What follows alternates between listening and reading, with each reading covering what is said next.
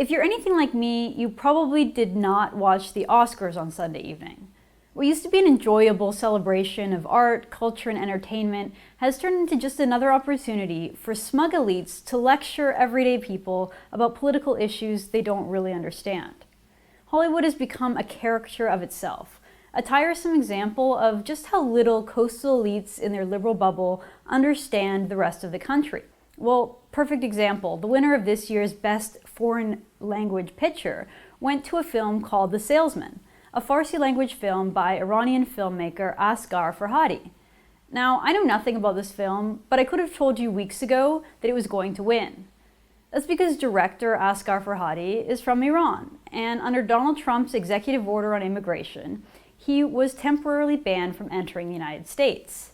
The head of the National Iranian American Council confirmed on Twitter during the rollout of Trump's executive order that Farhadi would not be attending the Oscars this year because of the travel ban. Well, this was low-hanging fruit for the anti-Trump squad, too good of a story for Hollywood elites to turn up.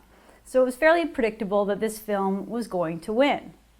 Out of protest, Farhadi did not come to Los Angeles to accept his award on Sunday, and instead chose two successful Americans from Iran to represent him at the ceremony and to read his victory statement. Not surprisingly, the statement was an overt political attack against Donald Trump and his travel ban. I'm sorry I'm not with you tonight.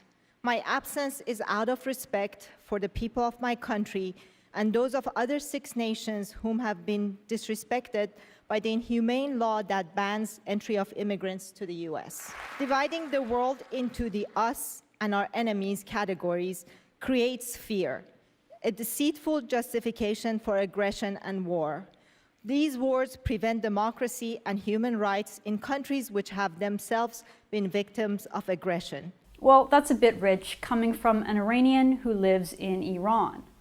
The Hollywood elites, of course, cheered on Farhadi's message without considering the messenger. But how does someone from Iran get to take the moral high ground in talking about human rights, democracy, inhumane laws, aggression, or war? To those who cheered on Farhadi's message, it's time for a reality check. Iran is the world's foremost state sponsor of terrorism, and it's had its hand in terrorist attacks around the world, from Buenos Aires to Tel Aviv, and assassinations across Europe and the Middle East. Iran's elite military unit, the Iranian Revolutionary Corps, is listed as a terrorist entity under Canada's Criminal Code, and the US State Department is currently considering applying the same designation. That's because Iran openly funds and trains terrorist groups, including Hezbollah, Hamas, the Palestinian Islamic Jihad, and the Taliban. Iran is also a regional bully. It openly works to destabilize other countries throughout the Middle East, from Syria to Yemen, Saudi Arabia to Afghanistan. Anywhere where there's violence, you can find Iranian thugs.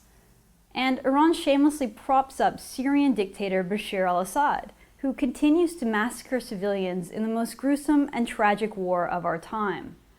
And of course, Iran has maniacal nuclear ambitions. It wants the capacity to build a nuclear weapon with the stated intention of annihilating Israel. Iran is categorically and without a doubt a villain on the world stage. It's also a ruthless theocratic dictatorship with a shameful record on human rights.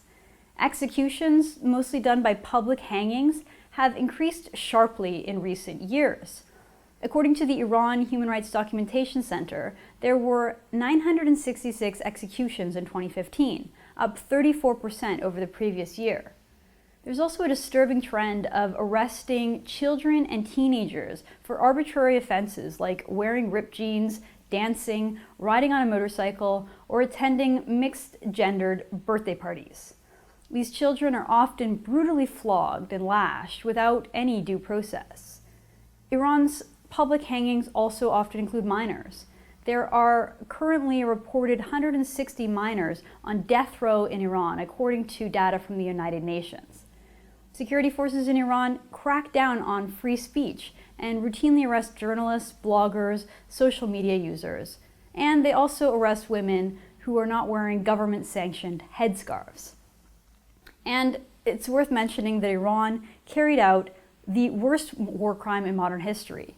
During the summer of 1988, the regime rounded up political prisoners, including communists, atheists, dissidents, and opposition leaders, and systematically mass murdered them.